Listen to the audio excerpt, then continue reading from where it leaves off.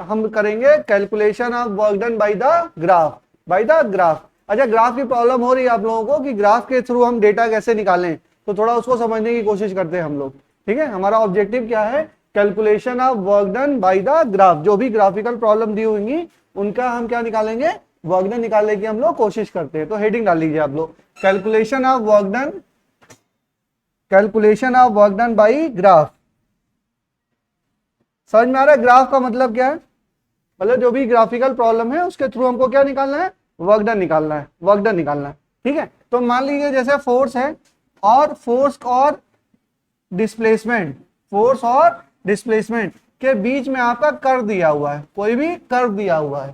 ठीक है, सपोज करिए फोर्स और डिस्प्लेसमेंट के बीच में कोई कर्व दिया हुआ है। ठीक है, तो मान लीजिए ये जो फोर्स है वो ऐसे है, ठीक है ना। तो यहाँ पे एस की इनिशियल वैल्यू क्या है, ये आपका इस साइड में है डिस्प्लेसमेंट, इस साइड में है इस एक्सेस पे डिस्प्लेसमेंट, और इधर क्या है, इधर आपका फोर्स है, इधर आपका फोर्स है, और ये इसकी इनिशियल पोजीशन है, इसकी इनिशियल पोजीशन है, और ये क्या है, इसकी फाइनल पोजीशन है। ठीक है, इसका डायरेक्शन भी इंपॉर्टेंट है, ये फोर्स का डायरेक्शन, फोर्स का डायरेक्शन कि फोर्स क्या है, मतलब ये इनिशियल पोजीशन हो, ये फाइनल पोजीशन हम कब बता सकते हैं, जब हमें ये डायरेक्शन दिया हो। अगर ये उल्टा डायरेक्शन दिया होता तो क्या हम कहते हैं, इनिशियल पोजीशन ये होती, फाइनल पोजीशन ये होती। बात समझ में आ रहा है, पोजीशन, ये जो डायरेक्शन है कर्व का, डायरेक्शन इज ऑल्सो इंपॉर्टेंट, क्योंकि डायरेक्शन से ही हमको पता चलेगा कौन सी इनिशियल पोजीशन और कौन सी फाइनल पोजीशन है। क्लियर होगी बात।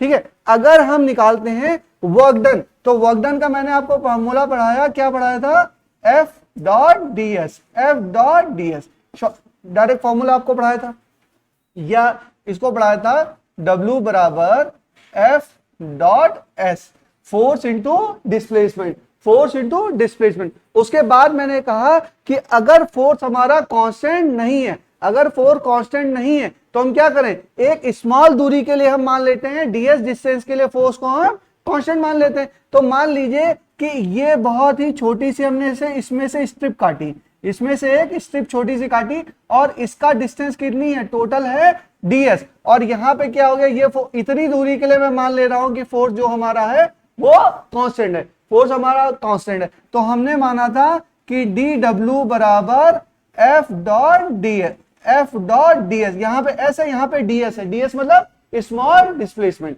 स्मॉल डिस्प्लेसमेंट, और इसी को मैं इंटीग्रेट कर दूं अगर इनिशियल पोजीशन से फाइनल पोजीशन, और initial work done 0, final position work done W, तो हमें क्या आ जाएगा, हमें आ जाएगा net work done, net work done. ये फॉर्मूला मैंने आपको पढ़ा दिया था, ये फॉर्मूला मैंने आपको पढ़ा दिया था। ठीक है, अब याद करिए, रिकॉल करिए, आप लोगों को जब मैं पढ़ा रहा था, क्या पढ़ा रहा था, डिफरेंशिएशन पढ़ा रहा था, तो उसमें पढ़ा था इंटीग्रेशन पढ़ा रहा था, सॉरी इंटीग्रेशन जब पढ़ा रहा था, और डेफिनिट इंटीग्रेशन पढ़ा रहा था, तो उसमें पढ़ाया था एप्लीकेशन ऑफ डेफिनिट इंटीग्रेशन पढ़ाया था, याद है। ठीक है, वहां पे क्या पढ़ाया था, अगर हमारा a to b f dx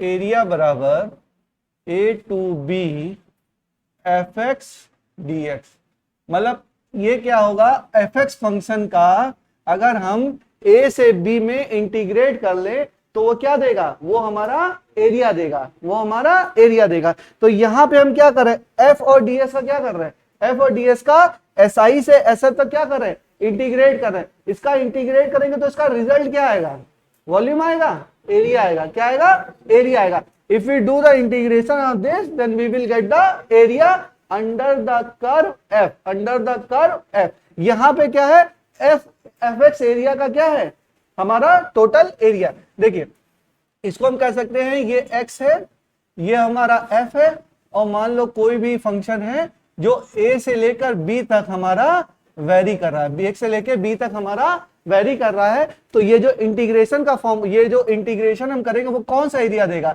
जो ये एरिया इनक्लोज होगा, जो इस एक्सेस से लेकर और ये जो एक्स एक्सेस है इसमें जो एरिया इंक्लोज होगा वही देगा। और वो एरिया कैसे निकलेगा, वो एरिया इसका इंटीग्रेशन कर देंगे तो हमारा निकल जाएगा। ये बात समझ में आई।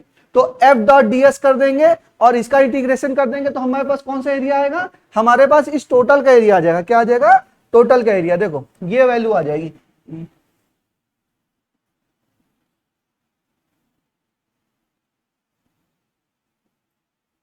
मतलब एक कर्व के अंदर कितना एरिया है। अच्छा ये बात समझ में आ रही है, जैसे एफ अगर कांस्टेंट होता, एफ हमारा वेरी नहीं कर रहा था, तो कुछ हमारा ऐसा ग्राफ आता, ऐसा ग्राफ आता तो ये तो स्क्वायर आ जाता, निकाल लेते ए इंटू बी करके एरिया निकाल लेते।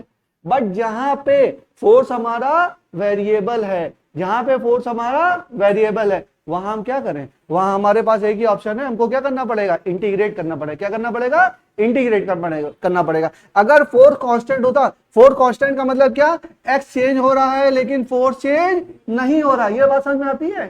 फोर्स ये क्या है, ये फोर्स है हमारा, फोर्स हमारा कांस्टेंट हुआ तो कुछ ऐसा सिंबल बनेगा जिसकी जो ज्योमेट्रिकल फिगर बन जाएगा, जिस ज्योमेट्रिकल फिगर का हम आसानी से एरिया निकाल सकते हैं। बट अगर फोर्स हमारा वेरिएबल है तो उस ज्योमेट्रिकल फिगर का, अब मैं बोलूं कि इसका एरिया आप बताइए तो आप नहीं बता पाएंगे, आपको नहीं पता फोर्स कैसे वेरी कर रहा है, हमको नहीं पता है ना, इसका एरिया हम निकालना नहीं जानते। लेकिन अगर स्क्वायर आ जाए या ऐसे आ जाए, क्या कहते हैं, मान लो इस तरीके का आ जाए, फोर्स तुम्हारा स्ट्रेट लाइन के रूप में वेरी कर, तो क्या ट्रायंगल का भी एरिया आप निकाल लेंगे, बिल्कुल निकाल लेंगे, ट्रायंगल का भी एरिया निकाल लेंगे। तो हमारा जहां पे फोर्स कांस्टेंट होगा वहां पे हम नॉर्मल ज्योमेट्रिकल फिगर मिलेगा, अभी बताऊंगा मैं, ठीक है, वहां से भी एरिया हम निकाल लेंगे तो भी हमें क्या आ जाएगा, वर्क डन आ जाएगा। क्या आ जाएगा, वर्क डन आ जाएगा। और मान लो फोर्स कांस्टेंट नहीं है और वो वेरिएबल है, तो फोर्स की वैल्यू रख के इंटीग्रेट कर देंगे तो भी हमारा क्या आ जाएगा, वर्क डन आ जाएगा।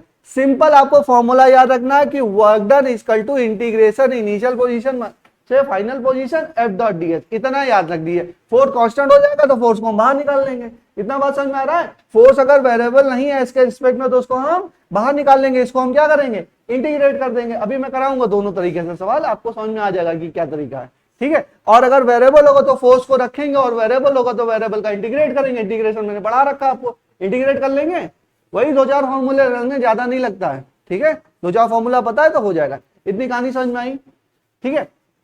अब देखिए कि इसमें एक बात और है, इसमें यह है कि जैसे एफ है और डीएस के रिस्पेक्ट में किया जा रहा है, एफ है और डीएस के रिस्पेक्ट में किया जा रहा है, तो जिधर फोर्स है उधर ही क्या है, डिस्प्लेसमेंट है। जिधर फोर्स है उधर ही हमारा क्या है, डिस्प्लेसमेंट है। अब देखिए यहाँ पे डिस्प्लेसमेंट पॉजिटिव है कि नेगेटिव, थोड़ा ये भी समझना है। जैसे फोर्स हमारा लगा तो फोर्स क्या है, ऊपर की एक्सेस फोर्स की पॉजिटिव, नीचे की नेगेटिव, इधर की है पॉजिटिव, इधर की है नेगेटिव। अब देखो फोर्स का डायरेक्शन, देखो फोर्स का डायरेक्शन क्या है, आगे की तरफ में, इनिशियल पोजीशन और ये फाइनल पोजीशन। तो ये मान लो 2 होगा तो ये 2 से ज्यादा ही होगा भाई, आगे जा रहे हैं, और पॉजिटिव होगा और क्या होगा, पॉजिटिव। तो 5 - 2 करोगे तो कुछ पॉजिटिव क्वांटिटी आएगी, यानी कि फोर्स भी पॉजिटिव और डिस्प्लेसमेंट भी पॉजिटिव, फोर्स भी पॉजिटिव और डिस्प्लेसमेंट भी पॉजिटिव, यानी दोनों क्या है, जिधर फोर्स लगा जा रहा है उधर ही क्या हो रहा है, डिस्प्लेसमेंट है। तो एंगल कितना, 0 डिग्री।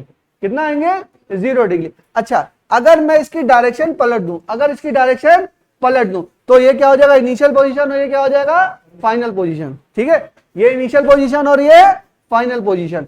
अगर अच्छा फोर्स तो अभी भी पॉजिटिव है, फोर्स क्या है, एक्स एक्सिस वाई एक्सिस पे है, फोर्स अभी भी पॉजिटिव है, बट डिस्प्लेसमेंट अब क्या है, ये मान लो 5 तो ये क्या है 2 - 5 करोगे तो -3। तो फोर्स और डिस्प्लेसमेंट की डायरेक्शन क्या हो गई, नेगेटिव हो गई, यानी कि दोनों के बीच में क्या है, 180 डिग्री, 180 डिग्री। बात समझ में आ रही है। ये नहीं कि ऊपर का एरिया है तो एरिया हमेशा पॉजिटिव होगा, ऐसा नहीं। बात समझिए, वर्क डन है, work done equal to force into displacement, force into displacement will give you the work done. और वर्क डन निकालने के लिए फोर्स का डायरेक्शन भी इंपॉर्टेंट है। फोर्स का डायरेक्शन देगा, उससे हमें क्या पता चलेगा, डिस्प्लेसमेंट की डायरेक्शन। और फोर्स और डिस्प्लेसमेंट को जब मल्टीप्लाई करोगे तो आपको पास क्या आएगा, वर्क डन आएगा। और वर्क डन देखना पड़ेगा कि पॉजिटिव है कि नेगेटिव है, डायरेक्शन पे वर्क डन डिपेंड कर रहा है, क्योंकि वर्क डन डिस्प्लेसमेंट पे डिपेंड करता है। बात समझ में आ रही है। तो हम डिटेल में करके लिखेंगे। अच्छा एक बात और, जैसे मान लो ये फोर्स है और डिस्प्लेसमेंट है पूरा दिया हुआ, डिस्प्ले फोर्स भी तो 3 दिशाओं में हो सकते हैं, F X, F Y, F Z, अभी कराया मैंने, ठीक है। 3 दिशाओं में डिस्प्लेसमेंट भी हो सकते हैं, F D X, D Y, D Z, हो सकते हैं कि नहीं हो सकते। अच्छा जब तीनों दिशाओं में होंगे तो 3 हमारे पास अलग अलग ग्राफ दिए होंगे, 3 हमारे पास अलग अलग ग्राफ दिए होंगे, एफ एक्स का एस के रिस्पेक्ट में, एफ वाई का वाई के रिस्पेक्ट में, एफ जेड का जेड के रिस्पेक्ट में। तब क्या करेंगे हम, जैसे अभी मैंने बताया था आपको थोड़ा सा समझ लो फिर डिटेल में लिखाऊंगा। अभी कल की क्लास में करा रहा था, तब मैंने आपको एक फॉर्मूला पढ़ाया था, जैसे F बराबर क्या पढ़ाया था, F dot D S, W बराबर F डॉट डी एस, और F को ही मैंने क्या लिख लिया था, F x I cap plus F Y J cap plus F Z के कैप, ये लिखा था। फिर डॉट प्रोडक्ट लगाया था, फिर क्या लिखा था, D x I cap plus D Y J cap plus D Z के कैप, याद है? ठीक है, इतना किया था। फिर मैंने लिखा था इसका मतलब ये है F X D X plus F Y D Y plus F Z D Z. ये क्या है, एफ एक्स का, इसका मतलब क्या है, ये हो गया तुम्हारा एफ एक्स और ये हो गया एक्स, यहां पे भी जो होगा उसका एरिया, यही तो मतलब है। ठीक है, इसका मतलब क्या हो गया, ये हो गया वाई और ये क्या हो गया एफ वाई, इसका भी जो भी होगा उसका एरिया। क्लियर है बातचीत? ठीक है, ये क्या है ये होगा आपका एफ जेड, इधर क्या होगा जेड, इसमें भी जो भी होगा उसका एरिया। तो नेट एरिया क्या, तीनों का सम, तीनों का सम, और वो क्या होगा, वो होगा वर्क डन, वो क्या होगा वर्क डन। ये आपने अभी पिछली क्लास में किया था, याद है? अभी पिछली क्लास में मैंने कराया था ये। अगर ग्राफ से करेंगे तो समझ में आ रहा है कि एफ एक्स एफ वाई और एफ जेड तीनों को क्या करेंगे, अलग अलग इंटीग्रेट करेंगे, उसके बाद क्या करेंगे, ऐड कर देंगे। अच्छा, कुछ पॉजिटिव आ सकता है, कुछ नेगेटिव आ सकता है, तो साइन कन्वेंशन का ध्यान रखेंगे। साइन विथ साइन हमको ऐड करना है, विथ साइन हमको ऐड करना है। ये कहानी समझ में आई कि अगर एफ और एस में दिया हुआ है, अगर फोर्स और डिस्प्लेसमेंट में दिया हुआ है, तो डायरेक्ट हम फोर्स डिस्प्लेसमेंट कर्व का एरिया निकाल लेंगे कंसीडरिंग द साइन। अगर एफ और डीएस में नहीं दिया है तो एफ एक्स और एक्स में, एफ वाई और वाई में, एफ जेड और जेड में, यानी कि कंपोनेंट में चेंज करके दिया होगा। तब हमें क्या करना पड़ेगा, तीनों का अलग अलग एरिया निकालेंगे, उसको क्या करेंगे, ऐड करेंगे विथ, मतलब considering the sign of the area, considering the sign of the area, उसको क्या करेंगे, ऐड करेंगे, तो हमें क्या आ जाएगा, वर्क डन आ जाएगा। ठीक है, बातचीत समझ में आई? आगे बढ़े, ग्राफ से आगे बढ़े, थोड़ा सा कंसीडर लग रहा है, समझ में आ रहा है? ठीक है, चलो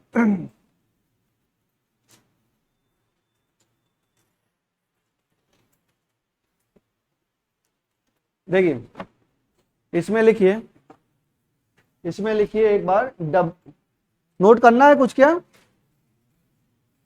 नोट करना है इसमें, कुछ कुछ नोट करना हो नोट कर लीजिए, नहीं तो आगे बढ़े, थोड़ा सिस्टम से लिखाते हैं हम, थोड़ा बहुत नोट कर लीजिए, फिर सिस्टमैटिक लिखवाता हूं मैं।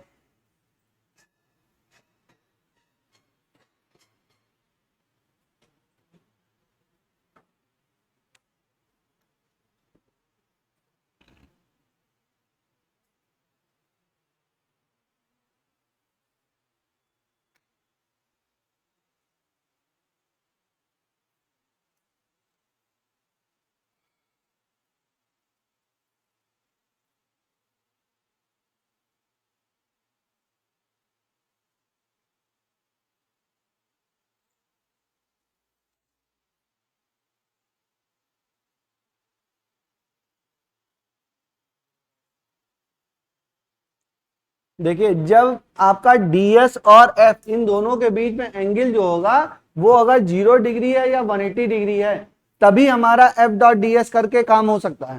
ठीक है, एफ डॉट एफ और डीएस करके काम हो जाएगा। अगर किसी एंगल पे है, अगर मान लो ये फोर्स लग रहा है, तो फोर्स आपने किसी एंगल पे निकाल दिया, फोर्स आपने क्या किया, ये आपका डिस्प्लेसमेंट है। अगर ये आपका 0 डिग्री पे है तो आपका ये वाला कर्व लग जाएगा ना, कि फोर्स और डिस्प्लेसमेंट एक लाइन में। अगर आपने क्या किया, इन दोनों के बीच में कोई एंगल दे दिया, अगर 0 और 180 के अलावा कोई भी एंगल हो गया, तो किसमें हो गया, 3 डायमेंशन में होगा। क्या हो गया, 3 डायमेंशन में होगा। तब आपको F X, F Y, F Z तीनों कंसीडर करने पड़ेंगे।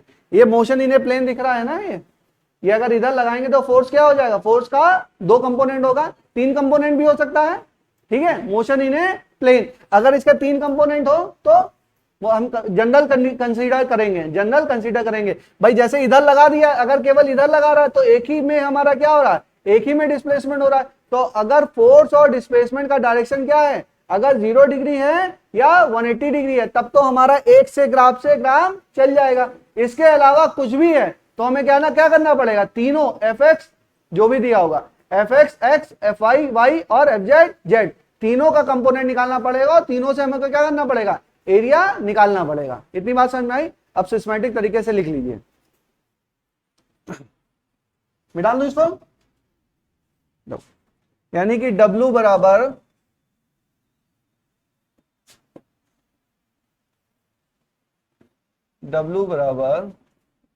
A to B F dot ds, this is equal to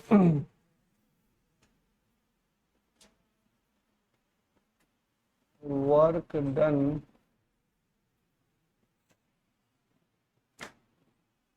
is the area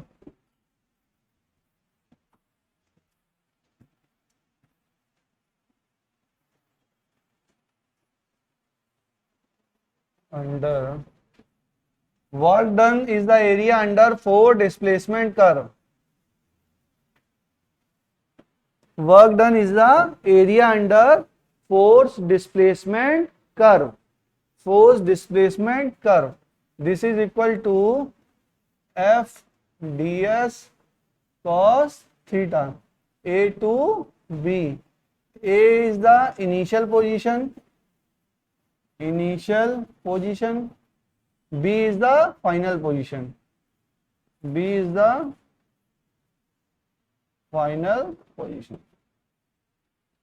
Work done is the area under 4 displacement curve. W बराबर A to B F dot ds, dot मतलब dot product क्या होगा, F ds cos theta. ठीक है, अगर theta आपका 0 degree या 180 degree है, 0 डिग्री या 180 डिग्री है, लिखो, इतना लिख लिया। नेक्स्ट लिखिए, इफ थीटा इज 0 और 180 degree, if theta is 0 or 180 degree, then we have to make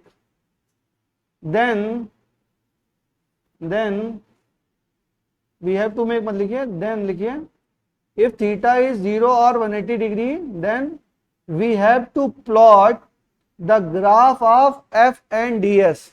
We have to plot the graph of f and ds. We have to plot the graph of f and ds. अगर theta बराबर क्या है, 0 degree, but if theta is not equal to 0 degree, if theta is not equal to 0 degree or theta is not equal to 180 degree, if theta 0 degree या 180 degree नहीं है, theta is not equal to 0 degree and theta is not equal to 180 degree, then we have to make indivisible graph. We have to make indivisible graph on all the 3 axes,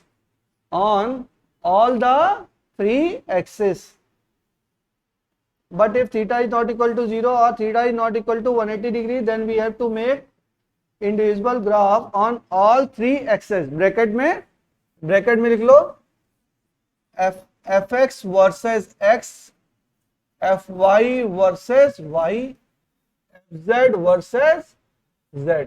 समझ जाएंगे ना इसका मतलब, all the 3 axes, fx versus x, fy versus y और fz versus z, तीनों का क्या करेंगे, इंडिविजुअल ग्राफ हम बनाएंगे। ठीक है, चलिए थोड़ा और समझते हैं, ग्राफ को थोड़ा और समझते हैं, आगे चलें।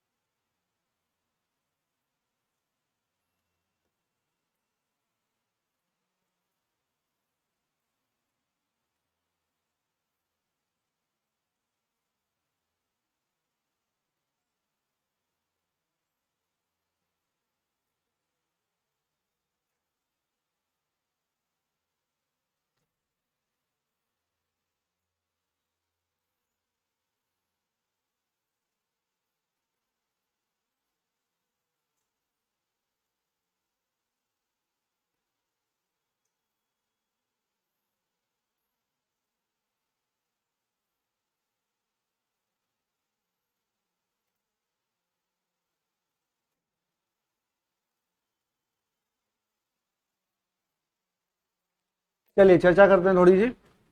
देखिए ये फोर्स है और इधर क्या है, डिस्प्लेसमेंट। एक कंपोनेंट की बात करते हैं, एफ और एक्स के बारे में चर्चा कर रहे हैं। अब देखिए बताइए, जिससे पूछेंगे वो बताए, बताओ इसमें फोर्स क्या होगा, पॉजिटिव की नेगेटिव? फोर्स क्या है, पॉजिटिव है, दिख ही रहा है पॉजिटिव एक्सेस पे है, तो फोर्स क्या है, पॉजिटिव है। फोर्स हमारा हो गया पॉजिटिव। अच्छा डिस्प्लेसमेंट बताइए क्या है, कैसे पता चल रहा है? इनिशियल पोजीशन इधर है और फाइनल पोजीशन इधर है। इनिशियल पोजीशन कम है, फाइनल पोजीशन ज्यादा है। अच्छा ज्यादा है फाइनल पोजीशन, ये कैसे पता? इस एक्सेस में ये क्या होता है, ग्राफ बढ़ता है। तो ये हो गया हमारा एक्सेस और ये क्या हो गया, इनिशियल। अच्छा इनिशियल पोजीशन ये कैसे पता, एरो से पता। एरो से पता चला ना, इनिशियल पोजीशन कौन सी है, इधर की। फाइनल पोजीशन ये, अगर ये 5 और ये 2 तो कितना हुआ, 3, तो ये डिस्प्लेसमेंट क्या हुआ, पॉजिटिव। तो वर्क क्या हो जाएगा बेटा, वर्क बराबर फोर्स इंटू डिस्प्लेसमेंट, यानी कि पॉजिटिव। तो ये टोटल एरिया क्या है, अच्छा वर्क ही तो एरिया होता है। Work is the area under four displacement curve. Four displacement curve का एरिया निकालने का तरीका, उसके साइड से तुमने क्या किया, परपेंडिकुलर ड्रॉ कर दिया, अंदर जो एरिया हुआ वो क्या हो गया, वो हमारा इसका वर्क हो गया, इसका वर्क हो गया। अच्छा इधर चले आओ, इधर बताओ फोर्स पॉजिटिव की निगेटिव, फोर्स निगेटिव है, फोर्स पॉजिटिव की निगेटिव, बोलो सहमान तुम बोलो। हाँ नीरज तुम्हें फोर्स निगेटिव दिखाई दे रहा है, कैसे बेटा? फोर्स है किस एक्सिस पे, ऊपर है तो पॉजिटिव ही है, मैंने ऊपर बनाया ना। नेहा समझ में आ रहा है, बताओ नहीं समझ में आ रहा? बेटा ये एक्सिस है, जिस एक्सिस पे बनाया, ये एक्स एक्सिस, ये वाई एक्सिस। अगर मैंने इधर बनाया तो ये प्लॉट ये ऊपर है ना, ऊपर है तो क्या हुआ, पॉजिटिव हुआ। ये क्या है, फोर्स पॉजिटिव, फोर्स का कर्व है ना ये। यहाँ पे on some value of X, ये वैल्यू है, इसके आगे पढ़े तो यहां पहुंच गया, इसके आगे पहुंचे तो यहां पहुंच गया। अब देखो ये हमारा, अच्छा इनिशियल पोजीशन कौन सी इसमें, इधर वाली, तो ये क्या हो गया, इनिशियल पोजीशन। ये क्या हो गया, अब बताओ फोर्स हमारा हो गया इसमें पॉजिटिव, डिस्प्लेसमेंट बोलो क्या हो गया, निगेटिव। तो वर्क क्या हो जाएगा, बोलिए नेगेटिव। क्या हो गया, नेगेटिव। तो एरिया क्या हो जाएगा, पॉजिटिव। देख तो रहा, लग तो रहा पॉजिटिव, पॉजिटिव है, निगेटिव है, क्या है, निगेटिव है। ये नहीं कि ऊपर का है तो ये पॉजिटिव ही हो गया, क्या हुआ, निगेटिव। बात समझ में आया, निगेटिव क्यों हुआ, क्योंकि डिस्प्लेसमेंट क्या है हमारा, निगेटिव है। क्या है, निगेटिव है। ठीक है चलो चर्चा आ गई, अब आगे चलते हैं। इस पे बताइए क्यों लेट हो इतना, घर से आ रहे हो आज?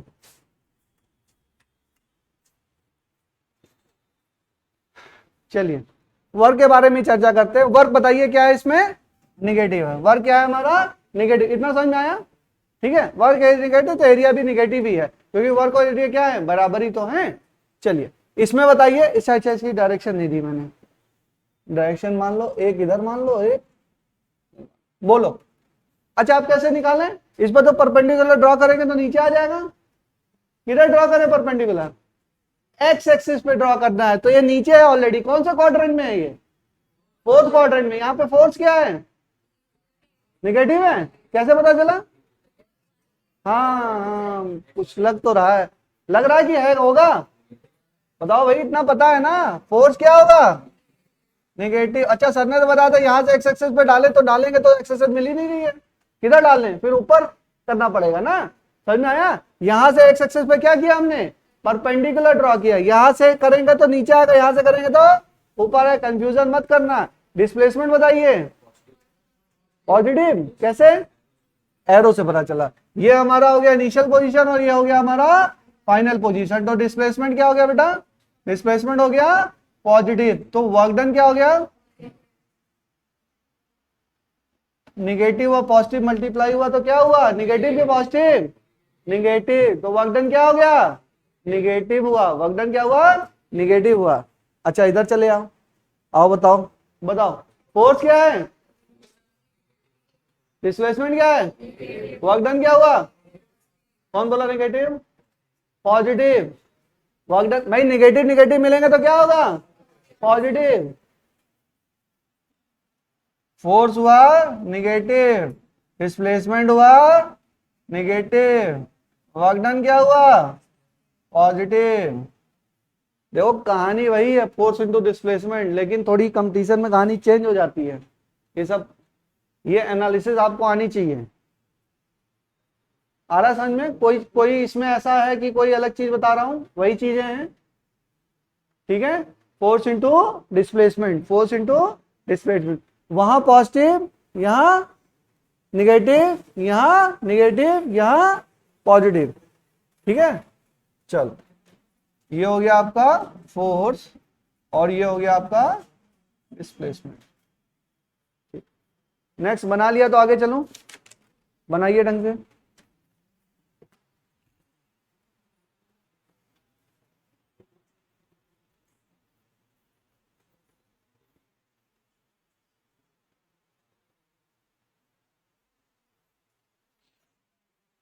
नेक्स्ट आगे चलें, आ रहा है समझ में? अभी स्ट्रेस तो नहीं ले रहे हो? सही है। क्या हुआ था, किस बात का स्ट्रेस ले लिए थे? हैं? हाँ, डॉक्टर तो बोल रहे थे एंजाइटी अटैक है। चोट से हुआ था? स्ट्रेस भी लेते हो? लिया मत करो, हनी सिंह के गाने सुन लिया करो ना, स्ट्रेस दूर हो जाएगा। देखो जिंदगी में जो होना है वो तो होके ही रहेगा ना, जो होना है वो तो होना ही है, बाकी अपना कर्म करिए। चलिए आगे चलें। चलो, अच्छा मुझे बताइए आप लोग, इसका बताइए क्या होगा? ये x और ये fx, fx, तुम लोग एक दिन काउंसलिंग कराऊंगा मैं बहुत जल्दी।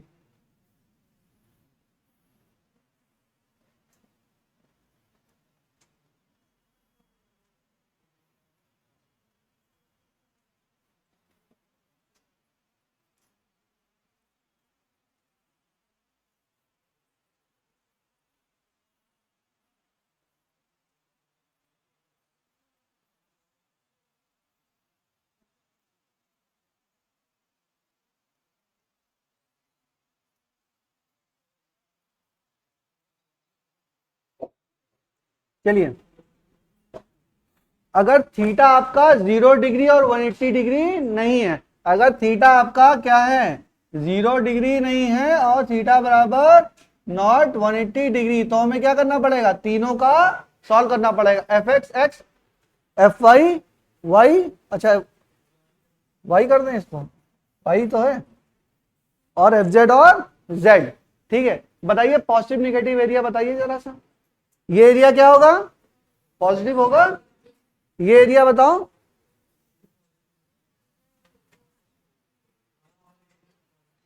इधर वाला निगेटिव होगा, ये निगेटिव होगा, ये पॉजिटिव आएगा और ये तो निगेटिव आएगा। Force into displacement, displacement positive होगा, फोर्स यहां पे निगेटिव हो गया, तो एरिया क्या हो गया? निगेटिव। तो नेट एरिया क्या होगा? इसका एरिया माइनस दिस एरिया। बात समझ में आई? और इसका एरिया के बाद इसको इसमें ऐड करो, इसमें ऐड करो, तो उसका क्या आ जाएगा? Total work done. क्या आ जाएगा? Total work done. चलिए सवाल करते हैं, सवाल से समझने की कोशिश करते हैं। ये तो हमको थोड़ा बहुत समझ में आया, थोड़ा नहीं समझ में आया ना, तो कोशिश करते हैं समझने की। चलिए निकालें, नेक्स्ट आगे चलें।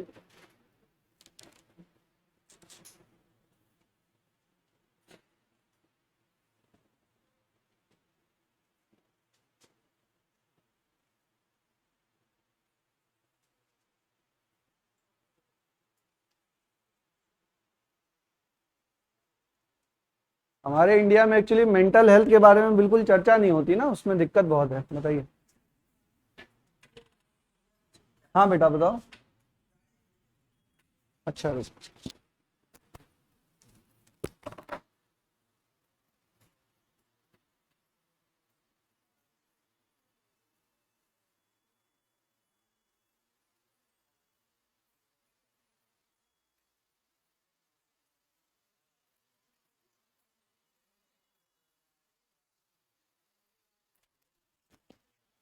चलिए जल्दी निकालिए।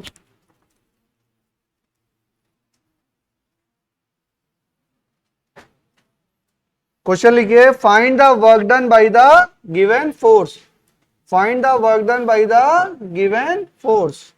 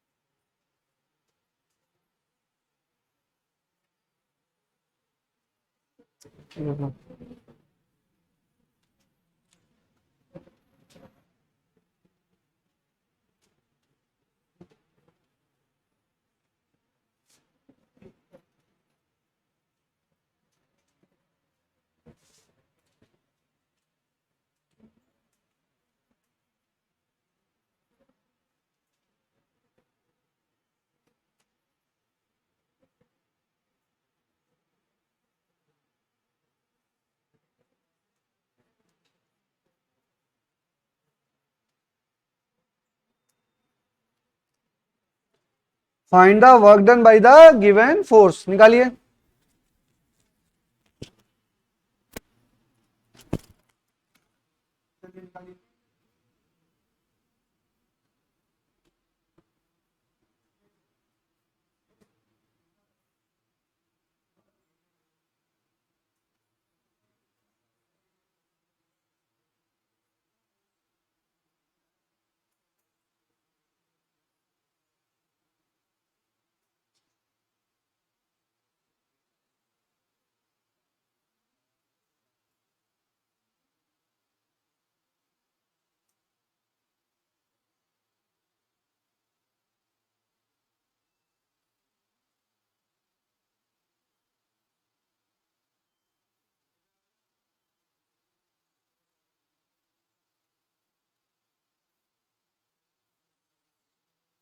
आ गया।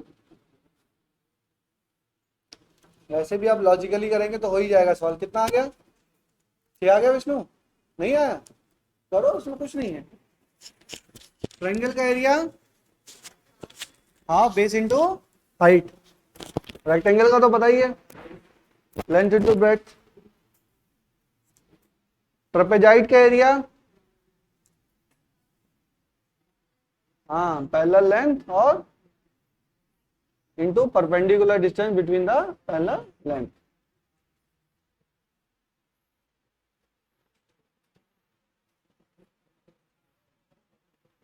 ये अगर A और ये B और इसके बीच में हाइट कितनी h, तो इस टोटल एरिया क्या होता है?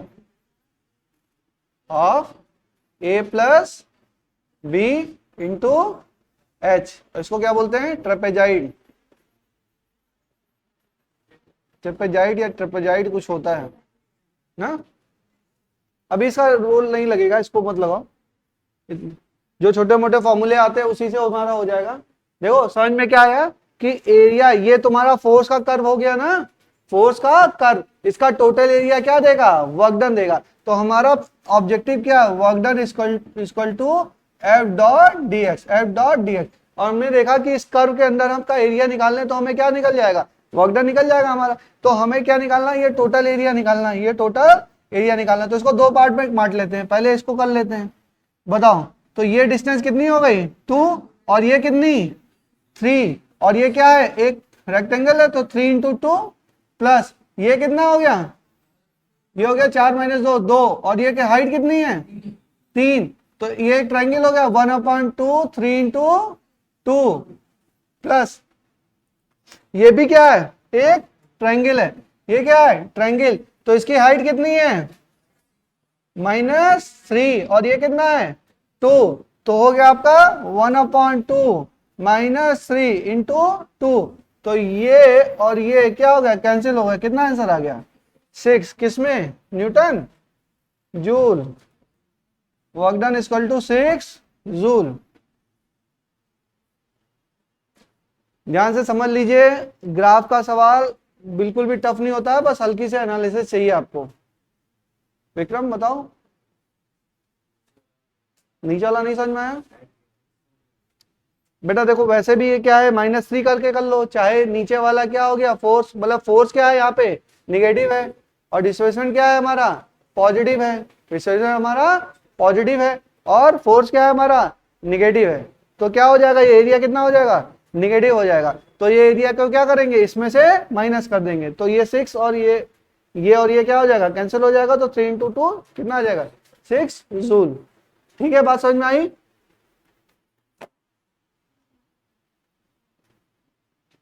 चले नेक्स्ट सवाल चलें।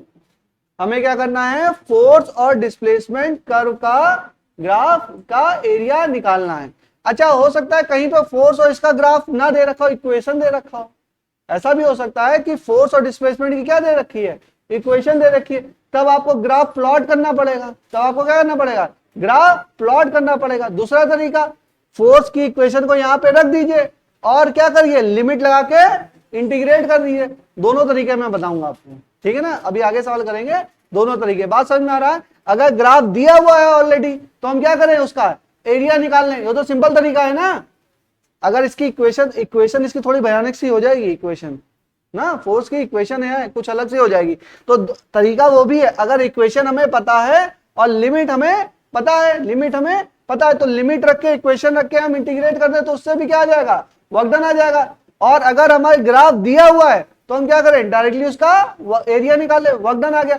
अगर फोर्स दिया होगा तो उसमें जो चीज इजी पड़ेगी हम वो चीज करेंगे, दोनों मेथड से करेंगे। अगर फोर्स की वैल्यू दी है तो हम इसको इंटीग्रेट करके भी करेंगे। दूसरा तरीका, हम उसको प्लॉट करके भी करेंगे, ग्राफ को प्लॉट करके भी करेंगे, प्लॉट कर लेंगे उसका एरिया निकाल लेंगे।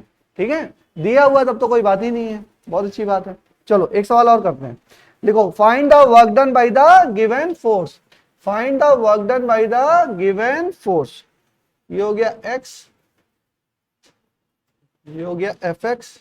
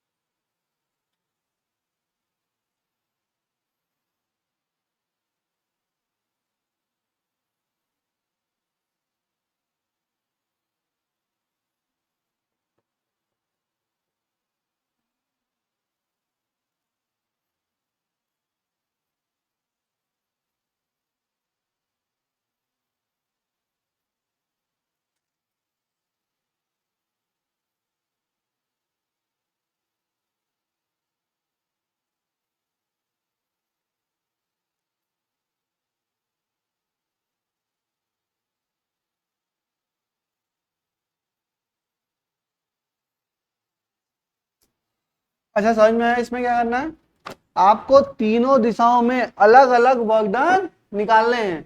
इक्वेशन समझ में आई थी, एफ डॉट डी एस किया था, वहां से क्या आया था, integration F X D X, फिर integration F Y D Y, फिर integration F Z D Z. तो तीनों का क्या था, अलग अलग एरिया था। यहां पे करेंगे तो work done in X area, यहाँ पे work done in Y area मतलब वाई एक्सिस, और यहाँ पे work done in Z axis. तीनों को जोड़ देंगे, तीन एरिया का ऐड कर देंगे, हमें टोटल वर्क डन आ जाएगा with considering the sign, considering the sign. निकालिए, निकाल सकते हैं। अच्छा, इसमें ऐसा दिया हुआ है कि बहुत नॉर्मल ज्योमेट्रिकल फिगर बनेंगे, आप निकाल सकते हैं इजिली।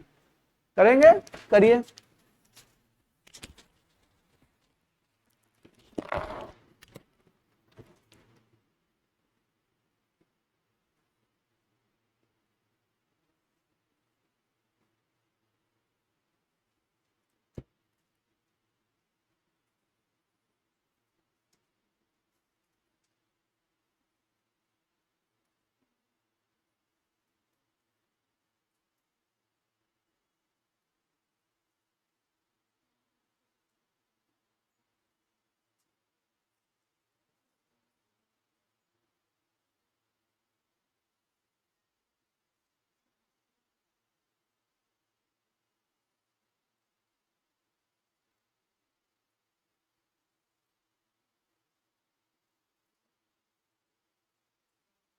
कितना 25,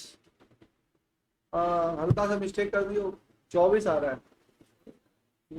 तो हम कहीं मिस्टेक करती है, देखते हैं। 24 आ रहा है। हाँ, निकाला है तुमने, देखें। बात क्या बात है?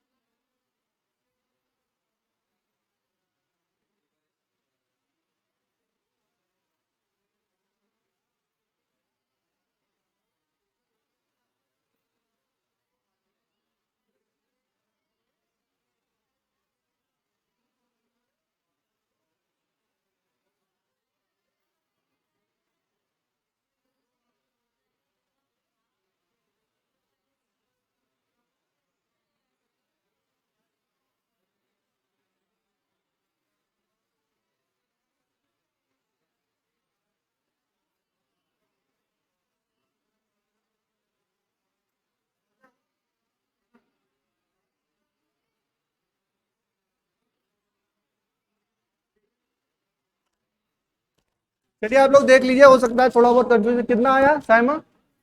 24 आ गया आप दोनों का? आया? चेक करूं कॉपी, दिखाओ। नहीं, क्या कंफ्यूजन है बताओ बेटा, एक साथ बता रहा हूं। हुआ तुमसे? देखो समझ लो आप लोग, थोड़ा थोड़ा डिटेल में समझ लो ना, एक छोटा क्वेश्चन है, थोड़ा डिटेल, बातें नहीं बातें नहीं। बहुत सारे बच्चों को कंफ्यूजन है, हल्का फुल्का कंफ्यूजन, मैं समझा देता हूं डिटेल में, बातें नहीं बातें नहीं।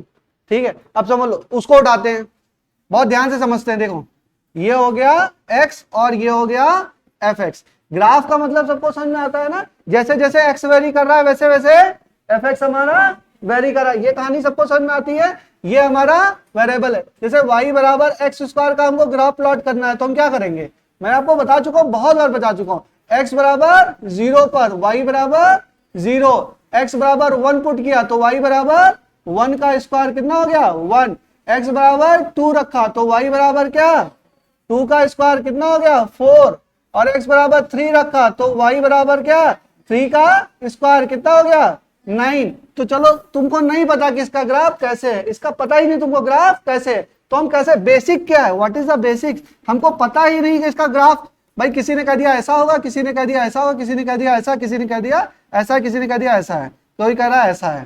ठीक है, अब आपको जीवन में बहुत सारे कंफ्यूजन है कि कौन सा है ना, तो कैसे होगा, what is the exact of approximate graph plot कर सकते हैं। अगर आपको थोड़ी सी मैथमेटिक्स आती है तो अप्रोक्सीमेट ग्राफ प्लॉट कर रहे हैं। ग्राफ का मतलब क्या, ग्राफ का मतलब है for the given range of input how does the this Y function will behave. दिए हुए फंक्शन के द्वारा एक्स की वैल्यू हमारे पास क्या है, इंडिपेंडेंट है, क्या है इंडिपेंडेंट, एक्स की इंडिपेंडेंट वैल्यू के लिए वाई कैसे बिहेव कर रहा है, वाई कैसे, किस कर्व को, किस पाथ को फॉलो कर रहा है, उसको हम क्या बोलते हैं, उसको हम ग्राफ बोलते हैं, उसको हम क्या बोलते हैं, ग्राफ बोलते हैं। तो ग्राफ के बारे में हल्का सा समझ लीजिए आप लोग, क्योंकि बहुत बच्चों को कंफ्यूजन है कि पता ही नहीं कि ग्राफ होता क्या। ठीक है, अब देखो अगर हमने ये रखा x और ये बोला हमने y, यहां पे क्या होगा, x हमारा बढ़ेगा और इधर क्या होगा x, हम ये क्या होगा माइनस x, और ये क्या होगा माइनस y, यहां पे y बढ़ रहा है, यहां पे y कम हो रहा है। अगर मैं बोलूं कुछ, मान लो किसी x की वैल्यू के लिए y अगर निगेटिव, यहां तो ऐसा फंक्शन है कि y निगेटिव आएगा नहीं, लेकिन मान लो कुछ और वैल्यू होती, जैसे एक्स स्क्वायर माइनस 10 होता, तो x बराबर 0 पर y बराबर क्या होता माइनस 10, तो मैं ग्राफ कहां से स्टार्ट करता, x बराबर 0 पर y की वैल्यू क्या रखता मैं -10, क्या रखता -10। ये बात समझ आई। अभी हम पहले एक्स स्क्वायर का ही कर लें, तो बड़ा कंफ्यूजन है, पहले एक्स स्क्वायर तक ही सीमित रहते हैं। देखो y बराबर एक्स स्क्वायर, अब देखो x बराबर 0, यानी x बराबर 0 कहां पे है, यहां पे है, और y की वैल्यू क्या है, x बराबर 0 पर 0 है, तो y की वैल्यू रखेंगे नहीं रखेंगे, x बराबर 0 पर y बराबर 0। अब हम आगे बढ़े, आगे कहां बढ़े, पहुंचे x बराबर 1 पर, फिर x बराबर 2, x बराबर 3 और x बराबर 4। ठीक है, तो चलो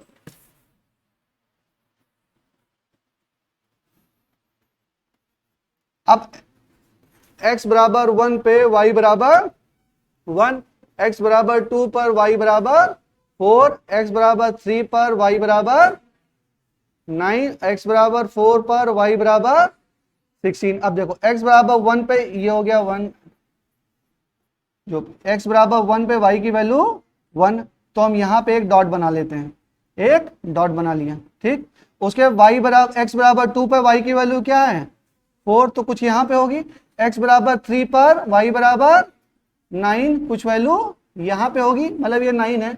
x बराबर 4 पे वैल्यू क्या होगी 16, कुछ यहां पे, और 5 पे वैल्यू क्या होगी मान लो कुछ ऐसे होगी यहां।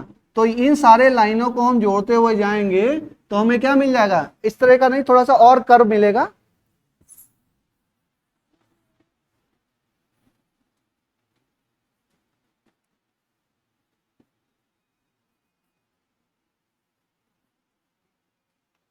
इन सारे को अगर हम जोड़ते हुए जाएंगे तो हमारे क्या मिल जाएगा, ये जो कर्व होगा ये क्या होगा, ये y का कर्व है, ये क्या है y का कर्व है। इसी तरीके से हम क्या करते हैं, ग्राफ को प्लॉट करते हैं। अगर हमने ये लिखा है तो इसका मतलब क्या है बेटा, x, ये क्या है z की वैल्यू दी हुई है ना, तो z बराबर 0 पर fz की वैल्यू क्या है 3 है, और z बराबर 1 पर fz की वैल्यू क्या है 3, 1.1 पे fz की वैल्यू क्या है 3, 2 पे कितनी वैल्यू है 3 है, अच्छा 3 पे कितनी वैल्यू है 3 पे 3 बोल लूं कि -3 बोलूं, 3 बोलूं कि -3 बोलूं, बताओ। अरे 3 पर देखो वैल्यू क्या है 3 भी है और -3 भी है, तो हम ये बोलेंगे, देखो जहां पे दो वैल्यू आ जाती है वहां पे हम ये बोलते हैं कि फंक्शन इज डिसकंटिन्यूअस। कंटिन्यूअस और डिसकंटिन्यूअस मैथ्स का टर्म है, बहुत डिटेल में हम नहीं जाएंगे, but if you are getting two value for the same independent variable, इसका मतलब क्या है फंक्शन वहां पे डिसकंटिन्यूअस है। मतलब देखो पेन उठानी पड़ गई ना, इसको मिटा दो, अब इसको थोड़ा समझा देता हूं जो तुम्हारे काम की चीज है। देखो यहां पे तुम्हें क्या, यहां पे तुम चला रहे हो पेन, ठीक है, यहां पे तुम्हें क्या पेन उठानी पड़ी, फिर तुम यहां से आए, कुछ बच्चों को यही कंफ्यूजन नहीं है कैसे बना दिया। इसका मतलब क्या है सी पर जो फंक्शन है वो डिसकंटिन्यूअस हुआ, क्या हो गया डिसकंटिन्यूअस नहीं है, कंटिन्यूअस नहीं है। अब -3 पर क्या वैल्यू है -3, तो हम दो वैल्यू डिफाइन करेंगे, 3 में 0 मतलब x3 negative and x3 positive. अब बताओ x3 निगेटिव कितना है, x3 निगेटिव मतलब 3 से जस्ट पहले कितनी वैल्यू है 3, और 3 के जस्ट बाद कितनी वैल्यू है -3।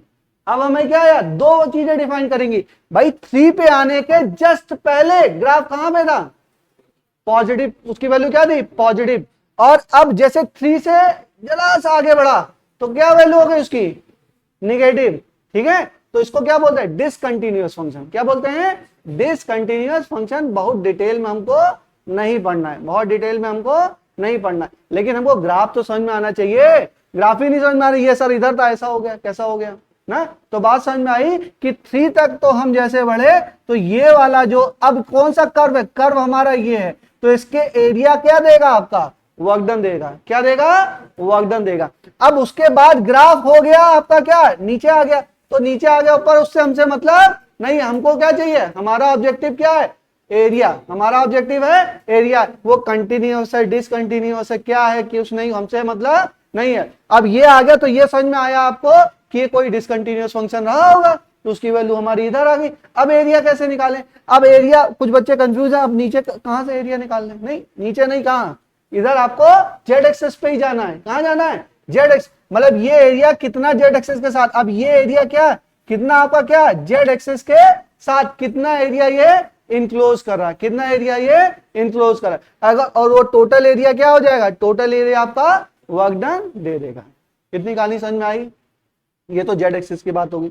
चलो यहां पे आओ एफ एक्स आओ, अब बताओ एफ की वैल्यू एक्स बराबर 0 पर एफ एक्स कितना कितना बताओ 1.2 पर कितना, x की वैल्यू 1.2, एफ एक्स कितना 2, f की वैल्यू x की वैल्यू 4 कितना 2, x की वैल्यू 6, एफ एक्स कितना कितना 0 नहीं है तो 0 बोलो ना, नहीं है वहीं तक है तो वैल्यू क्या हुई, अच्छा 5.2 पर 0, 5 के बाद ग्राफ है ही नहीं तो उसकी सारी वैल्यू के लिए क्या होगा 0 होगा। इसको आप ऐसे भी लिख सकते हो कि इस ग्राफ को देखो एफ एक्स इक्वल टू 2, देखो अभी तुम लोग ग्राफ बहुत ढंग से पढ़े नहीं हो ना इसलिए थोड़ा दिक्कत होती है, ये ग्राफ ऐसे भी आ सकता है सिंबल में भी, F X equal to 2 for X is 0 to 5, X is F X की वैल्यू क्या है 2 है जब x वेरी कर रहा है 0 से लेके 5। अगर ये स्टेटमेंट दिया होगा तो ये बना पाओगे, मुश्किल है कि बना लोगे, बताओ नहीं बना पाओगे, समझ में नहीं आया। अरे देखो एफ एक्स की वैल्यू 2 है, एफ एक्स की वैल्यू क्या है 2, एफ एक्स की वैल्यू या इसको भी उठाओ ऐसे लिखो, एफ एक्स की वैल्यू है 2 जब x वेरी कर रहा है 0 से लेके 5, लेस देन इक्वल टू मतलब ये दोनों भी इंक्लूड हैं, ये दोनों भी इंक्लूड हैं। एक्स कहां से कहां तक वेरी कर रहा है, 0 से लेके 5, 0 से लेके 5 तक वेरी कर रहा है, तो एफ एक्स की वैल्यू क्या है, कांस्टेंट है। क्या वैल्यू है इसकी, 2। क्या वैल्यू है, 2। तो हम ये अगर हमें दिया है तो क्या हम ये निकाल पाएंगे, ये अगले स्टेप पर सवाल बता रहा हूं, ये सवाल आएगा तो यहां से आपको ग्राफ प्लॉट करना पड़ेगा। यहां तो ग्राफ दिया हुआ डायरेक्ट तड़ाक से निकाल लिया। अब इससे थोड़ा टफ बनाएंगे तो क्या करेंगे, स्टेटमेंट में देंगे। क्या देंगे, स्टेटमेंट में देंगे। देखिए थोड़ा बहुत आप पढ़ लोगे, आपको पता ही चल जाएगा कि किस तरीके से सवाल बनते हैं। टफनेस कहां बढ़ाएंगे, उसी में तो बढ़ाएंगे।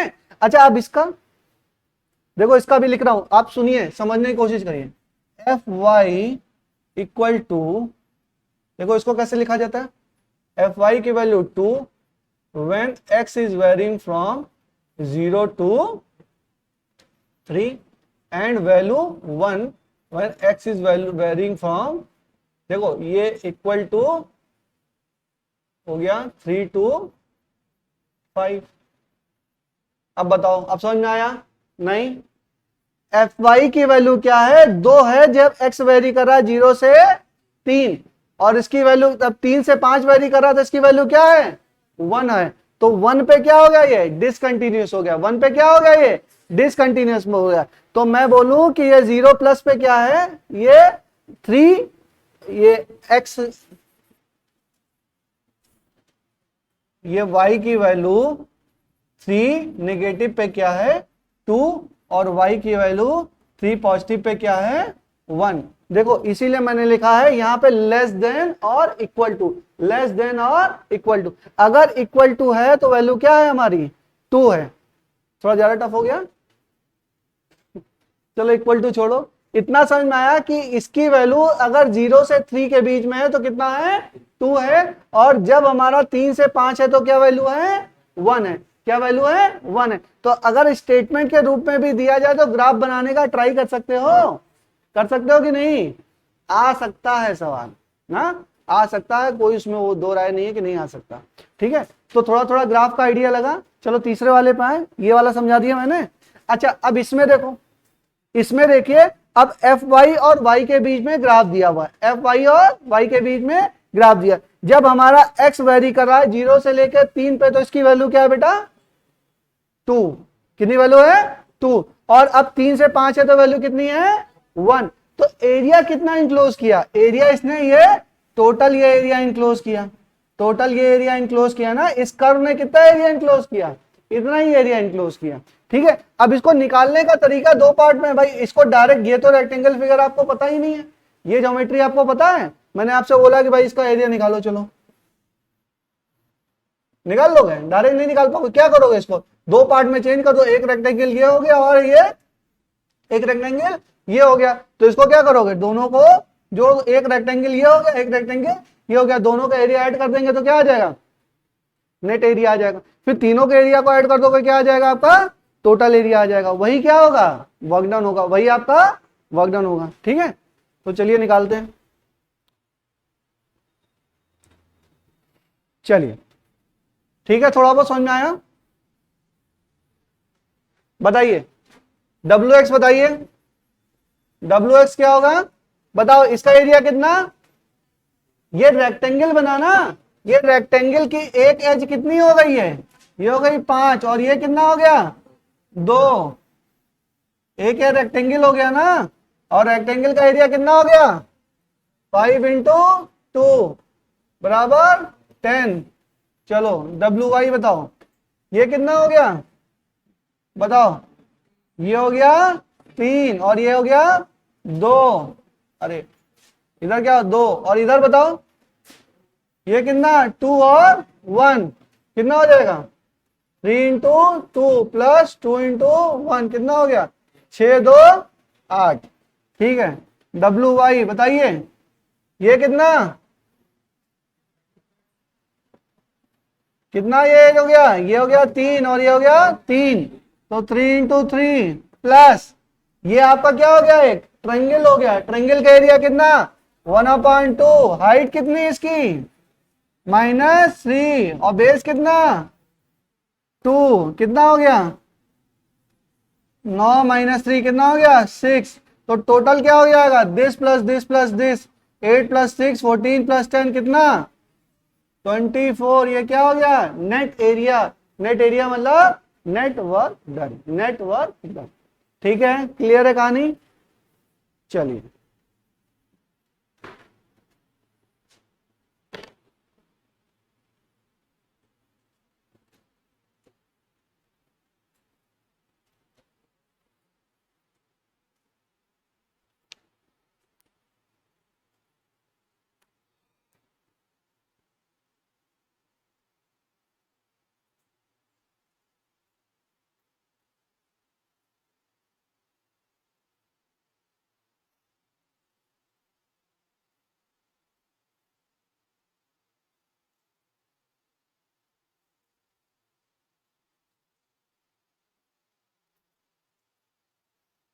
चलिए नेक्स्ट चलें। देखिए किसी बच्चे को अगर मेंटल हेल्थ से रिलेटेड कोई प्रॉब्लम है तो वो हमसे पूछ ले। नहीं, इसमें कोई शर्माने वाली बात नहीं है, मैं किसी को पिन पॉइंट होके नहीं कह रहा हूँ। पिछले साल, पिछले सेशंस में भी हुआ है और अक्सर बच्चों के साथ होता है, बहुत अक्सर बच्चों के साथ होता है। एक्चुअल में क्या है ना, हम लोग के मतलब जो हम लोग का समाज है, हम लोग बातें नहीं कर पाते, बोलने वाला कोई नहीं है। आप लोग अगर कोई बच्चा अगर हॉलीवुड की पिक्चर देखता होगा तो देखता होगा ज्यादातर काउंसलिंग के लिए काउंसलर के पास जाते हैं, वो चुपचाप बैठा रहता है और लोग बात बात बताते रहते हैं, अपने घर परिवार सब चीज की बातें बताते रहते हैं। काउंसलिंग सेशन एक्चुअली 3 मंथ्स में जरूरी है।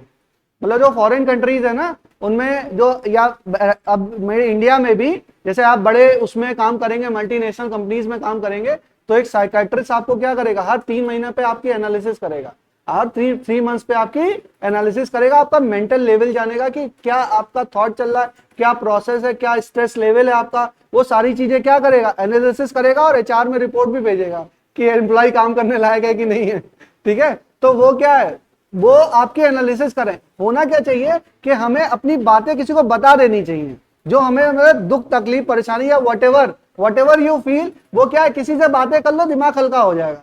किसी साइकेट्रिस्ट से बात कर सकते हैं, आप 1-to-1 सेशन कर सकते हैं। एक्चुअल में क्या है, हम लोग क्या मेंटल हेल्थ को मानते ही नहीं कि बीमारी है, मानते ही नहीं, लोग मानना ही नहीं चाह रहे हैं, कह रहे पागल हो गया, माता चढ़ाई है इसको ऊपर ऐसे बोल देते हैं। ऐसा नहीं है, mental health is a very big problem.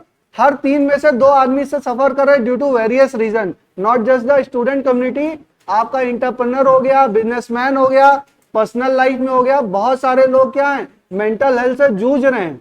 मतलब इट्स अ बर्निंग टॉपिक ना। तो आप लोग तो वैसे भी डॉक्टरी की तैयारी कर रहे हो, तो आप लोग को तो और अवेयरनेस होना चाहिए। तो अगर कोई इश्यू है, अगर कोई इश्यू है, तो मैं एक आप लोग का सेमिनार करा दूंगा। डॉक्टर दिवेश बनवाल मेरे बचपन के दोस्त हैं, न्यूरो साइकेट्रिस्ट हैं, यहाँ पे बोर्ड लगा हुआ, शायद आप लोगों ने देखा हो। तो एक दिन तो मैं उनको बुलाऊंगा यहाँ पे ना। अगर जब आप लोग बोलोगे, जब थोड़ा सा लोड कम होगा, तो आप लोग अपना प्रॉब्लम पूछ लेना। अच्छा, वो खुद भी काफी अच्छी रैंक से क्वालिफाइड है, एमबीबीएस है, एमडी है, तो आप अपने बहुत सारे क्वेश्चन भी पूछ सकते हो कि भाई हमें आगे क्या करना है, क्या पढ़ना है। और हमारे टाइम पे उनकी लगभग 373 की समथिंग रैंक थी सीपीएमटी में, तब सीपीएमटी चलता था ना। हाँ, तो 373 रैंक थी at that time, after 2 and 3 year of preparation. एकदम से नहीं हो जाता है, 2-3 साल तो लगते हैं उनको भी। तो उस समय तो बहुत कंपटीशन था, 400-450 सीटें होती थी केवल, पूरे यूपी सीपीएमटी में 400-450 सीटें होती थी, उसमें 60-350 के आसपास रैंक थी उनकी। तो उनको मैं किसी दिन कॉल करूंगा, यहाँ पे इन्वाइट करूंगा, तो आप लोग अपनी प्रॉब्लम पूछ लीजिएगा। बाकी किसी बच्चे को अगर बहुत सीवियर प्रॉब्लम है तो वो 1-to-1 कंसल्ट कर सकता है मेरा रेफरेंस देके, या मुझसे मिल लेना, मैं रेफर कर दूंगा। ठीक है, इसमें कोई भी शर्माने वाली बात नहीं है बेटा, होती हैं चीजें ना, इट हैपेंस। और आपको क्या करना चाहिए, आपको अपने शरीर को, अपनी बॉडी को, अपने माइंड को, अभी आप नहीं समझोगे कौन समझेगा। भाई आप लोग तो नीट की तैयारी कर रहे हो, मतलब फ्यूचर डॉक्टर हो आप लोग, तो आपको तो समझना ही चाहिए। कोई और समझे ना समझे, लेकिन आपको तो जरूर समझना चाहिए, ये है ना। तो अगर प्रॉब्लम हो तो अपने तक सीमित मत रखिए, सबसे पहले मेरे पास आइए, मैं फ्री ऑफ कॉस्ट काउंसलिंग कर दूंगा।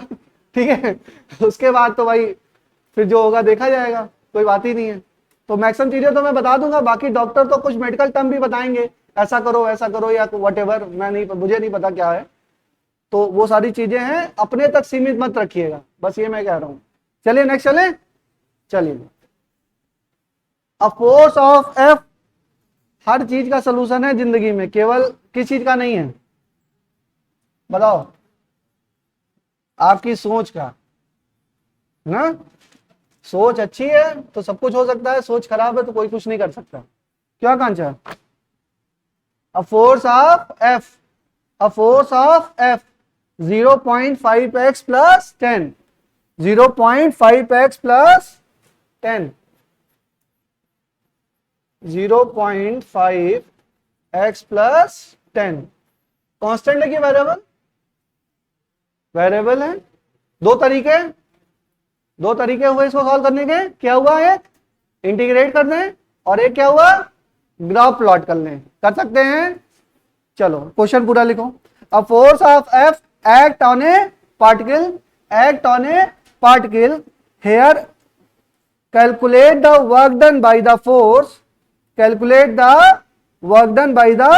force during the displacement of the particle from x बराबर 0 to x बराबर 2 मीटर, x बराबर 0 to x बराबर 2 मीटर। चलिए निकाल सकते हैं। अटेम्प्ट करिए, बताओ, अटेम्प्ट करो।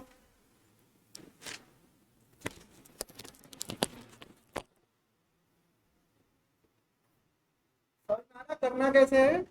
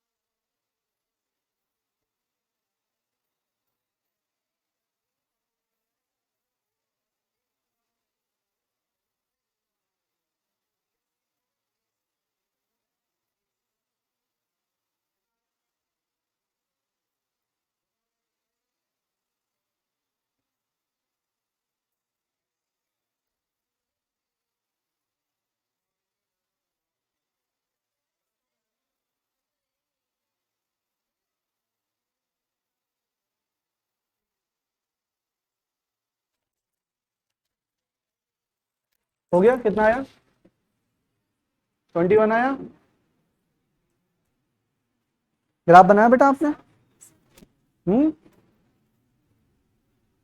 ये घुमा क्यों दिया? स्ट्रेट लाइन है ये, कर्व क्यों बना रहे हो? चले करते हैं इसको, दोनों मेथड से करते हैं। देखिए समझिए, अब ये इसका मतलब क्या है? वर्क डन बराबर क्या है? वर्क डन बराबर हमारा क्या होता है? F dot DS, F dot DS. तो ये हमारा एफ की वैल्यू क्या हो गई? 0.5x plus 10। अच्छा, ये डीएस है तो क्या हो जाएगा? ये बात समझने वाली है कि x में वेरिएशन दिया है और f भी क्या है? Force is a function of x, force is a function of x। तो Fy और Fz क्या हो गए? 0। Fy और Fz 0, क्योंकि फोर्स दे रखा है कि फंक्शन ऑफ x है। और ds में ds लिखूं, dx लिखूं? dx लिखूंगा, क्योंकि dy dz होंगे ही नहीं, dy dz होंगे ही नहीं, और होंगे भी तो वैल्यू उनकी क्या हो जाएगी? 0। तो बहुत बच्चों को इसी में कंफ्यूजन है, सर ds लिखेंगे dx लिखें? dx लिखेंगे ना, ठीक है। अगर हमारा फोर्स क्या दिया, एक्स में वेरिएबल है, तो क्या करें? केवल एक्स की दिशा में हम निकाल लें वर्क डन, वही हमारा क्या हो जाएगा? नेट वर्क डन हो जाएगा। बात समझ में आई? ये क्या हो जाएगा? 0.5।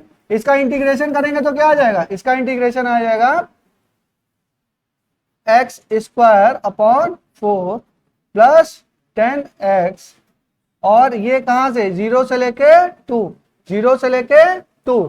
तो इसकी वैल्यू क्या हो जाएगी? इसकी वैल्यू हो जाएगी 2/4 minus plus 10 into 2, 2 square minus 0। तो क्या आ जाएगा? 20 प्लस 1 कितना आ जाएगा? 21। इतनी बात समझ में आई? ये हमारा क्या हो गया? इंटीग्रेशन। इंटीग्रेशन करना नहीं बताएंगे हम, पता है सबको? ठीक है। अब देखो दूसरा तरीका क्या है? दूसरा तरीका है ग्राफ का। दूसरा तरीका है ग्राफ का। 0.5x plus 10। अब x बराबर 0 पर f बराबर क्या है? 10। और x बराबर हमें क्या निकालना है? x बराबर 2 तक निकालना है। तो 2 पर f की वैल्यू क्या है? f की वैल्यू है कितनी? 0.5 इंटू 2 प्लस 10 कितना हो जाएगा? Equal to 11। ठीक है, ये हो गया आपका x और ये हो गया आपका f। अच्छा, कुछ x बराबर 0 पर f की वैल्यू 10। अब कुछ बच्चे हैं इधर बना दिए हैं, इधर नहीं होगा। देखो ध्यान से, ये जो ग्राफ है ये ऐसे नहीं होगा। क्यों नहीं होगा? क्योंकि यहां पे करेंगे तो स्लोप हमारा क्या होगा? निगेटिव हो जाएगा। देखो ध्यान से देखो क्या होगा। ये हमारा यहाँ पे स्लोप कैसे निकालते हैं? ये पॉइंट लिया, उस पर क्या किया? टेंजेंट खींचा, और ये हमने क्या खींचा? हमने हॉरिजॉन्टल खींचा, और ये एंगल लिया, तो ये क्या हो गया? निगेटिव। ये क्या हो गया? निगेटिव हो गया। तो यहाँ पे स्लोप क्या हो गया?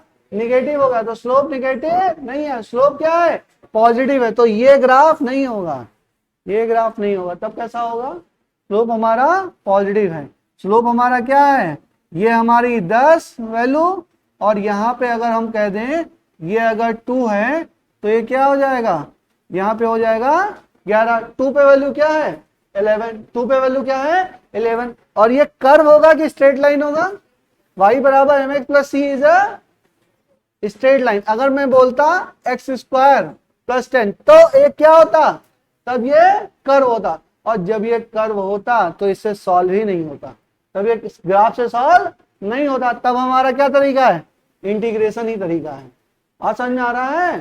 तब ये क्या होता? कर्व होता तो हमारा इंटीग्रेशन से ही सॉल्व होता, क्योंकि हमको पता ही नहीं तब कैसा बनता। तब तो कुछ ऐसा करके करवा जाता, तब इसका एरिया हम कहाँ निकाल पाते? एरिया हम निकाल ही नहीं पाते नॉर्मल ज्योमेट्रिकल फिगर से। तो फिलहाल तो ये कंडीशन है नहीं, फिलहाल ये कंडीशन नहीं है। तो हमने क्या कर दिया? ये 11 हो गया। तो अब इसका एरिया निकालना, इसका एरिया निकालना है, तो हमारा क्या हो जाएगा? ये टोटल कितना बेटा? ये 2 गुणे 10 कितना हो गया? 20 प्लस ये कितना? 1, और ये कितना? 2। तो 1/2 इंटू 2 इंटू 1 कितना हो जाएगा? 21, 21, ठीक है, सही है। तो यहां से भी हमारा क्या आया 21 और यहां से भी कितना आया 21, ठीक है। तो दोनों मेथड से हमने क्या निकाला, दोनों मेथड से हमने एरिया निकाल लिया। हाँ सर, नमस्ते सर। ओके, हाँ सर क्लास में 10 मिनट में करते हैं फोन। बताइए, कुछ अर्जेंट तो नहीं, अभी करते हैं सर। हाँ, ओके, ठीक है, समझ में आया। नेक्स्ट चले, चलिए क्वेश्चन लिखिए। इसको नोट करना है किसी को तो नोट कर लो, नोट कर लो बेटा।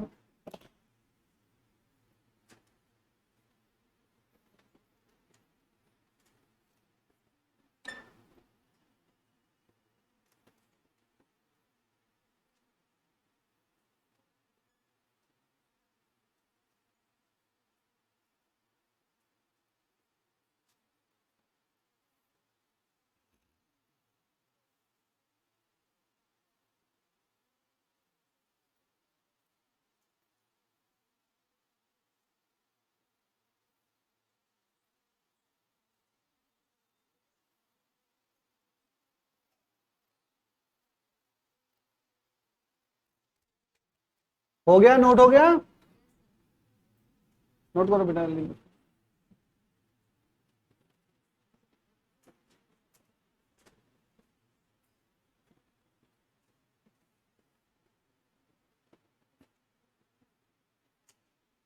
अच्छा, 2-3 दिन की छुट्टी है, पता ही है आप लोगों को, ठीक है। कल परसों नरसों, नरसों का देखो प्लान हो जाएगा तो बता देंगे।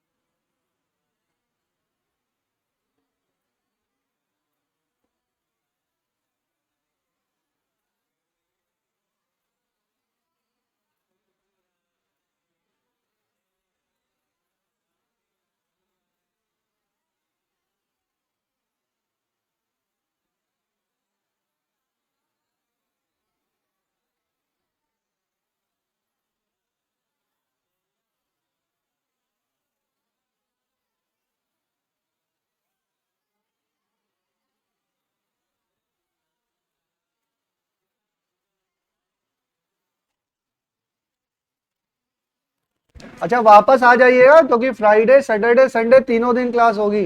कुछ बच्चे सोचे कि 2 दिन की और छुट्टी मार के मंडे को आए, ऐसा नहीं है, क्योंकि पढ़ना है बेटा, लॉस नहीं करना है। हाँ, फ्राइडे सैटरडे और टेस्ट नहीं होगा इस सैटरडे, इस सैटरडे टेस्ट नहीं कराएंगे, ठीक है, क्योंकि ज्यादा क्लास भी नहीं हो पाएगी। इस सैटरडे नहीं रखेंगे, अगली बार से रखते हैं। क्वेश्चन लिखो। An object is displace from, an object is displaced from point A 1, 2 to point B 0, 1 by applying a force, F is equal to xi cap plus 2yj cap, 2yj cap. Find out the work done by force, in moving the object from point A to point B, point A to point B.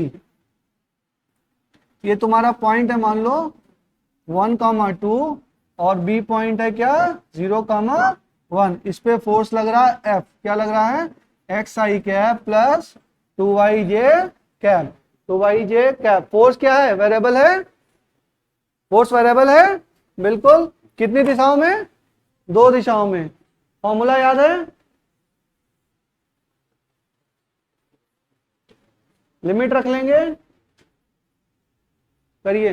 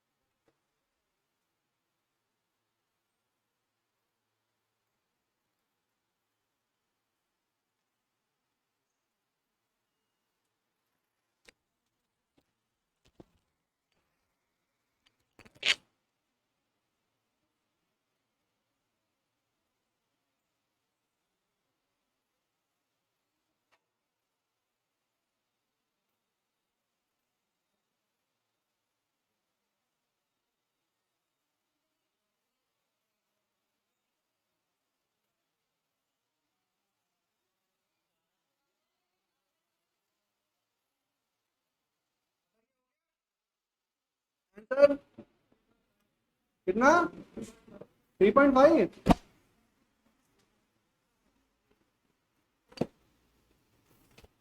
Negative में positive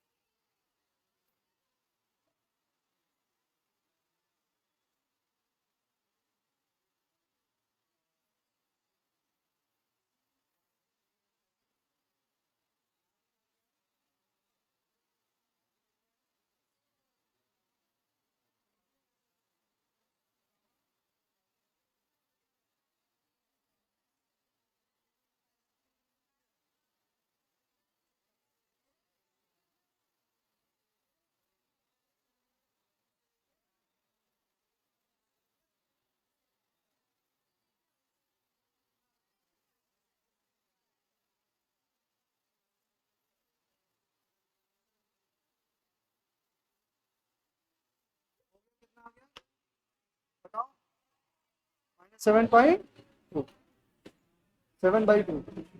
ठीक है, देखिए बात समझिए, बात समझ लीजिए, ध्यान से समझ लीजिए, बातें नहीं। जैसे ये है तो फंक्शन है, जो फोर्स है वो कितना है, दो दिशाओं में लगा हुआ है। नॉर्मल में मान के करता हूँ, मान लो तीन दिशाओं में है, तो हम फोर्स किसमें रिफ्लेक्ट करते हैं, जब वर्जन निकालते हैं तो वर्जन क्या होता है बेटा, हमारा होता है F(dx) plus Fy(dy) plus Fz(dz). यही तो होता है इंटीग्रेशन ऑफ दिस। और एफजेड क्या है, एफजेड की वैल्यू तो दी ही नहीं हुई है, बातें नहीं, एफजेड की वैल्यू दी ही नहीं है। एफएक्स की वैल्यू क्या दी हुई है, एक्स, और ये क्या हो गया डीएक्स प्लस एफआई की वैल्यू 2y। और बच्चों को कंफ्यूजन है कि ये है क्या ना, लिमिट लिमिट रख देना 1 से 2, x की लिमिट 1 से 2 और y की लिमिट 0 से 1, ऐसा करोगे, ऐसा गलत है।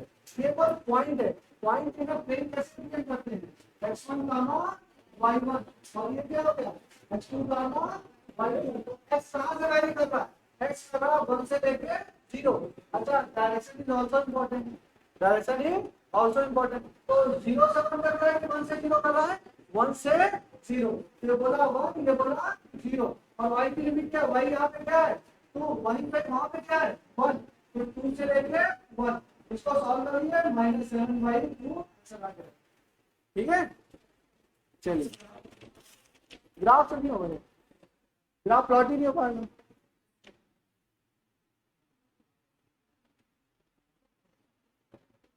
प्लॉट तो हो जाएगा ग्राफ, लेकिन तो कोई करने की जरूरत नहीं, बहुत टेढ़ा मेढ़ा प्लॉट है। हाँ हाँ, कर सकते हैं, नहीं कोई जरूरत नहीं करने की, कर सकते हैं दोनों से ही। चलिए नेक्स्ट चले,